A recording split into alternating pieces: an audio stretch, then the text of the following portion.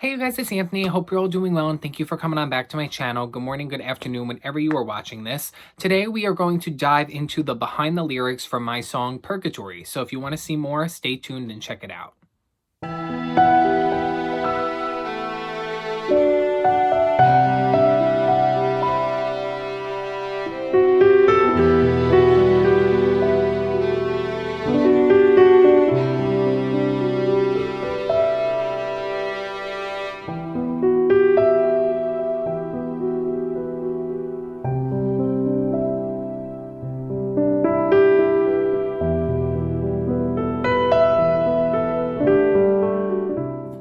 Hey guys, I apologize that it's been so long since I've done any content on this channel. I was one of those things where I just wasn't really paying attention to the fact that I haven't uploaded, and Christmas went by, my birthday went by, things were happening, and I was like, wow, I haven't uploaded in almost 2 months, it feels like. So I'm really excited to get back on here and do behind the lyrics for my song Purgatory, because this is probably the most sentimental song to me on the EP. And out of all the songs, it's hard for me to pick a favorite. I thought Revelation, and still think Revelation is my favorite till this day, just because it kind of finishes off the whole story. But Purgatory is probably my most important lyrics, and I also love the instrumentation on this. I got to work with an amazing pianist who composed the piano part, and then we incorporated the strings and some church bells, and me and my producer just really built it up and made it really grand and thematic and cinematic, and I love it. Somebody said that it sounds like it could be like the background for a Disney movie, like Aladdin on a carpet or something like that, and I think it's super cool. So I wanted to do something a little bit more dramatic. Purgatory is a word that I actually use in my daily life pretty often. I always say, like, when I feel like I'm stuck in a place and like I'm not totally in the worst part, but I can't get to the best part, I always say, like, I feel like I'm in purgatory. Sometimes work feels like purgatory. It's just like a saying that I use a lot. And I always knew that I was going to use it for a song, but I actually wrote this song twice. Originally, it was more about like purgatory in terms of feeling stuck in a relationship. And then I realized that I just didn't connect with that as much. And then it became very clear with everything that I was going through in my life that I was going to gear it more in the direction of a change of paths in terms of career. And when you're on a path and it's a very clear-cut path and you only see yourself going down one path, and then when that path just closes its doors on you and you go down a different path, it can really shake you up a little bit, and that's what this song is about. So I'm gonna dive into the lyrics of the first verse. Luckily, there's not too many lyrics in this song, and it's gonna involve me telling a little bit more of my personal story, so let's just get into it. So the first couple lines of the first verse read, "I have reached a place where the path before me fades.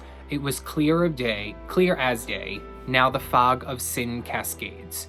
So I am talking about my personal path when I was on the road to medical school fading. For those of you who don't know, I wanted to be a doctor for the longest time. I got my bachelor's degree in biology, took the MCAT twice, applied to medical school, didn't get in the United States, but only got in the Caribbean. Had my Caribbean acceptance, was going back and forth with it, but then just decided that it really wasn't for me. And it was very much at that moment when I got all those rejections after rejection after rejection for the United States schools. Like, I was bummed about it, but I realized I wasn't as bummed as I probably should have been. It almost was like a sigh of relief, or like it was a close of a chapter and an opening of a new one. And I realized when I wasn't really bummed out about it that maybe this isn't what I want to do with my life. So that's what I'm talking about here, with the path before me really fading, which does open up a new path, but it really was clear as day. And then I use the words "the fog of sin cascades" because I felt like there was this fog looming over everything, where if I was closing that chapter, like I was doing something wrong. Like it was a sin for me saying everything that I worked towards for the past 23 years of my life, I didn't want to work towards anymore. I had this guilt about it. It was before I had told my parents, my friends, and my family about my music. I didn't know how they were going to take it. I honestly thought the reason I was so scared is because I thought everybody was going to say to me, "That's great, but why don't you do that as a hobby? That's not really conventional. It's not realistic. You can't fall back on that necessarily." So I felt like I was doing something wrong by wanting to pursue this, which is why I say the fog of sin cascades. Then the next couple lines read, "I am just like you, blinded by the magnitude, tossed aside askew, a result of life's voodoo. So I very much feel like sometimes in life it's very easy to get caught up in everything. And when you see the big picture, sometimes the magnitude of that is really, really daunting. And that's how it was for me. So that's why I'm specifically saying blinded by the magnitude. And I also put the lines, I am just like you, because let's just say down the line that I do gain success in the music industry, and this is one of those songs that people go back to and listen. I don't want people to ever say, oh, what does he know? He made it big, he has lots of money. What does he know about feeling tossed aside and having a path before him that faded? And, I think people think that when people are successful that they don't know hardship. And at the end of the day, everybody experiences the same hardship. So I wanted to be able to say, I'm just like you, regardless of what your path is, we all go through similar things. Tossed aside, askew, a result of life's voodoo. Sometimes life does feel like a game of voodoo, and sometimes it feels like it's never going in your direction.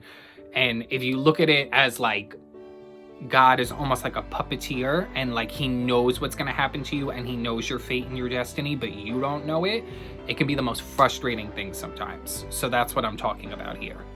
Then it says, I can honestly say that the pain has overstayed. The void inside me reeks decayed. I'm desperate for answers.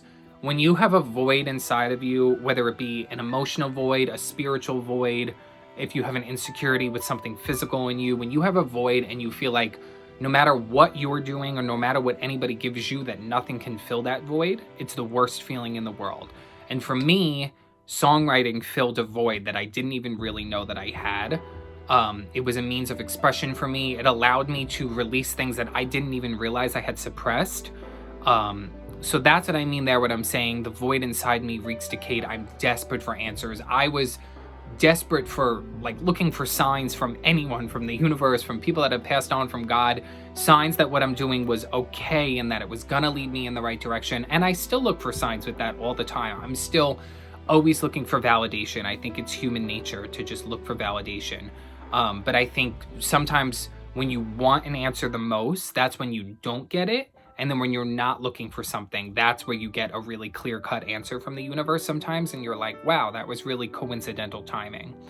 And I also say that the pain has overstayed because with the way that everything happened, it was like, first it was me graduating, then it was me having a year off and studying for my MCAT and working a part-time job, but not having a career when a lot of people had already started a career and had just gotten offered a job from their internship. That for me was a little bit hard to witness. Then it was like I took all that time off to study for my MCATs and then didn't do well on the MCATs. Then I took all this time and put so much time, effort, and all of my own money that I had saved into my medical school applications, and to have all those rejections come back, it was like a lot of blows one after the other, and it was just kind of a buildup of pain. So that's why I say the line, the pain has overstayed. Then the next couple lines say, why do I stand so naive, failed to trust what my heart told me? Now I lay here and bereave, for my soul begging on its knees. So that line specifically is a little bit of a link to me kind of always having this gut feeling the past couple years that music is what made me happy, but it was something that I suppressed because I felt like it wasn't conventional and it wasn't realistic and it's not a 9-to-5 job and I don't know if I'm going to make money in it. You can be a starving artist for a very, very long time. So that's why I say, why do I stand so naive, failed to trust what my heart told me? It's saying, part of me is saying, why did I put all of this time, effort, and everything into mid school if my heart wasn't fully in it towards the end? And I don't want to say that I was never in it, because I was 110% in it up until the very end. But it's almost like I had this gut feeling that it wasn't going to work out. And then when it didn't work out, I wasn't entirely devastated because part of me felt like, this isn't even something that I wanted to do anyway. So maybe it's a good thing that has happened. But that's what that whole line is saying, failed to trust what my heart told me. Now I lay here and bereave, for my soul begging on its knees. When, on your knees, not begging for forgiveness in this case, but begging for an answer, begging for clarification, or just somebody to say that what you're doing is okay. Then we go into the chorus and it says, I can attest that I reside here and it's real, that there's a place where we don't feel, yet we conceal. I think that's a really important line because it's saying that you're so numb from the pain, from the lack of clarity that I was looking for the lack of confidence that I had, just searching for answers. You're in such a numb state, yet you're still concealing everything. You're still hiding everything. You're still suppressing everything. You're still not letting everything come out. So I think it's a really cool line, because it's saying, even if you can't feel anything regardless and you're numb, why are you still hiding your true feelings? And it's saying that I can absolutely attest that in life can feel like purgatory sometimes, and it is real. And you can be very, very close to the light, and you can also be very, very close to something really bad, and you're sort of like teetering on a tightrope, and your decisions really do matter. And that this song really just sums up exactly where I felt. And I know no matter how many years from now, when I sing this, it's going to take me right back to this moment. Where our nomadic selves wander, where day by day our minds ponder, where clarity is cast away, will I rise up from purgatory? So it's flat out posing the question, am I ever going to make it to the next level? Am I ever going to make it to that exalted state, paradise, heaven, all of the things that we dream about? Not after life, but now. Am I going to feel a sense of contentment, a sense of fulfillment? That's what I was really looking for when I wrote this. And it says, where our nomadic selves wander, where day by day our minds ponder, where clarity is cast away. Sometimes in life, it's very easy to just go through the motions. And I realized that I was the type of person, I've always been a very, very motivated person. I'm always very, very hard on myself in terms of my career. I think it's like the Capricorn in me. But I realized that I was just going through the motions. I was getting up every day. I was going to work. I was, doing well at work. I was giving 110%. Hanging out with my friends and family. I wasn't depressed or anything, but when I would come home, I wouldn't do anything. I mean, I was working on my music, obviously, but I wasn't really doing anything. And when it was time that I was studying for the MCAT, I probably wasn't studying as hard as I should have, because my mind was in other places. But you sort of go through the motions, and then when you get home and you just don't do anything, and you kind of sit and reflect, and you're like, what am I doing with my life? It's different if I had my full-on career, and then I was coming home and could just relax and watch TV and just go to work the next day and know that I'm going to have a steady paycheck. It wasn't like that for me. I was going to work and I was making money, but I would come home, and that's when I would face all the demons. And that's when I would sit there and be like, what am I doing with my life? So that's what that all says. Then moving into the second verse, I would like to reiterate that the pain is now innate, no longer can escape my fate. I'm hopeless for answers. So again, reiterating that the pain is innate. It's something that I felt for such a long time during this period of my life, that I felt like I couldn't shake it, that I was just gonna go on in this state of pain and numbness. And I felt like I could no longer escape my fate. It's like my biggest fear in the world, that I will continue to put all my time and money into my music, which is a huge investment. And for me, it is worth it to work really hard and make a lot of money so that I can make really quality music that's going to be timeless, and that I can look back on and not say, oh, I rushed that. Oh, I went the cheap route. Oh, I just, bought somebody else's beats online and used them. That's fine for other people. But for me personally, I want my hand in every pot, and I want to be able to pick every sound. I want to be able to hire musicians to have live instrumentation. I want to be able to do all that, but the hope for that is that it is an investment that's going to pay off down the line. And even if I'm not making a lot of money from my music now, I hope that one day I will be able to. But it is saying no longer can escape my fate. That is a fear of mine, that this, where I'm at now, is my fate, and that scares the hell out of me. Then it says, why am I so unfulfilled? Is it time for another refill? Another glass of reality? Time again to make my plea? And that was me sort of foreshadowing me having to make a plea for my music, me having to fight and say, this is what I want to do. And that Revelation is a continuation of this, where it says, throw everything aside, just take my hand and wipe my tears and help me and understand that this is what I want to do, and I need your support, whether you want to give it to me or not. This is sort of before that, saying, I'm going to wake up, I'm going to go to work. Reality was hitting me in the face every day, because I would come home from work and my friends and family would say, what's going on with med school? Are you going to reapply? You shouldn't be wasting your time at Starbucks and at Yankee Candle. You should probably go and get another internship, or you should volunteer in the medical field. And, there was a time where I was thinking about taking classes at my local community college and applying PA instead, physician's assistant. And every day I would come home and everybody would ask me, did you apply to Nassau? Did you apply to Nassau? And nobody meant any harm by that. They didn't know what I was doing. but it was like extremely difficult for me, knowing that I wasn't at the point where I could tell them what was happening with my music, and I would just kind of lie and get through the motions and say that I was going to do it. And I did look into it, but I was like miserable while doing it. That's what this is saying. Another glass of reality. It was coming home for that every single day, and I totally felt unfulfilled. You know, to be on one path your whole life and to have that not work out, you just think, now what? And I'm blessed to be, now I can look at it and say that I'm blessed to be experiencing this where I am younger and I still have time to turn it around. But you see things all the time where people do go right into a 9-to-5 job out of college, or they get offered, you know, a 6-figure salary from wherever they had their internship, mainly like in the business fields and things like that. And then they grow up and they're 30, 35 and they realize they don't like what they do anymore. So it's a fine line, but at the time I did feel so unfulfilled. And then back into the chorus. I can attest that I reside here and it's real, that there's a place where we don't feel, yet we conceal, where our nomadic selves wander, where day by day our minds ponder, where clarity is cast away, will I rise up? And that again sums up what really was the central theme of this EP. I talked about really wanting confidence, courage, and clarity. And this song is really about clarity. Revelation is really about courage. Coronation Day is more about confidence. Other songs do touch upon confidence too, and Genesis is sort of an introduction of the three, but this song is really about the clarity that I was looking for, the answers, the signs, all things like that. And then the last, it's not really, this isn't a traditional song structure that moves into a verse and then moves back into the last chorus. This kind of just ends with like a final, like a chorus B, I guess you could say.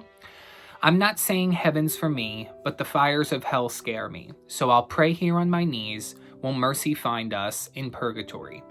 I specifically use the word us because I wanted this to be an all-inclusive song. I wanted this to be something that people can listen to and they can interpret it and they can mold it to their lives. I didn't want this to be so specific to only me and my story. I wanted it to be that if people do feel like they're stuck in a relationship and in purgatory in a relationship, they could apply this song to it. If they're like me and it's something more career oriented, they can apply it to that. Whatever you feel stuck in, if you're stuck in a religious struggle and you want to apply it to that, I like my songs to be specific enough that I can tell my story, but generalized enough that you can apply it to a bunch of different things. So that's why I specifically say, will mercy find us? But me saying, I'm not saying heaven's for me, but the fires of hell scare me, says, I don't expect to be handed everything. I didn't grow up with a silver spoon in my mouth. I work for everything that I have. I'm happy to work for everything that I have. I'm not complaining about it.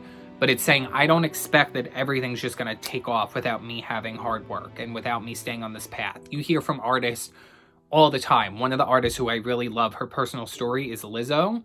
And Lizzo, you know, she wasn't a big name for a long time, but she was putting out really quality music and she was performing and she was actually selling out shows and nobody still knew of her. And she was working on her music for years. I think she's 30, 31 now. And I want to say she's been putting out music since my age, which I'm now 24, maybe even a little bit before that. So I think she was working on her music for like 7 or 8 years. And she was like, is this ever going to take off? I know that she was living in her car for a period of time. She was sleeping in her car, didn't know where her next meal or the next place she was going to sleep was going to be. I mean, knock on wood, I'm blessed that I still live under my parents' roof and I'm able to support myself with the money that I do bring in. But it's saying, I'm not saying that heaven and paradise and all of that is for me without working for it, but it's saying I also don't think that hell is for me, and the fires of hell and the demons that we face in life and all of the bad hardships that we can go to. It's saying I don't think that that's for me either, because I think I am working hard and I am trying to get my footing and I am trying to do the right steps. So it's just saying, give me the reassurance that what I'm doing right now is going to lead to something, and that even though a door did close on me, another path is going to open, and that I am leading towards that new path. I think trusting your gut is huge, and I think in the moment it's very hard to know when you're making a gut decision if it's right, but afterwards when you reflect, 9 times out of 10, I think you know whether or not that gut decision was right. And me looking back on what's happened to me the past couple years, even the past couple months, and knowing what my gut was and not really trusting my intuition and trusting it now, it does give me a sense of reassurance, and I do feel like mercy is finding me. So it's nice to be able to explain this song feeling a little bit on the other side. And that is my song Purgatory. So I hope you guys enjoyed this video. Feel free to give it a thumbs up if you did. If you guys have not watched the other Behind the Lyrics segments, there are 2 before this. There is Genesis and Façade. This is the 3rd. I don't think I'm going to do Coronation Day because this is more of an opportunity for me to explain some of my deeper lyrics. And that's not the deepest song I've ever written. It's fun, it's confident, it's upbeat. But there's certain lines in there that like I've been thinking, you know, how am I going to explain this? And I don't really have like a story behind all of it. So I'm probably going to skip that one. But if you would like to see Double Life, I can definitely do that. And Revelation, I will absolutely be doing. So if you guys have not purchased the EP or if you want to be able to stream it, all of the links for everything are down below. It's on Spotify, Apple Music, Amazon Music, Google Play, iTunes. It's available on all major platforms. Help me build those streams. Help me spread the word. If you have somebody who you think would connect to this song, send it to them, share it, whatever you want to do. I give you guys full permission to spread the word, and I really appreciate your love and support. So thank you so much, and I'll see you in my next video. Bye.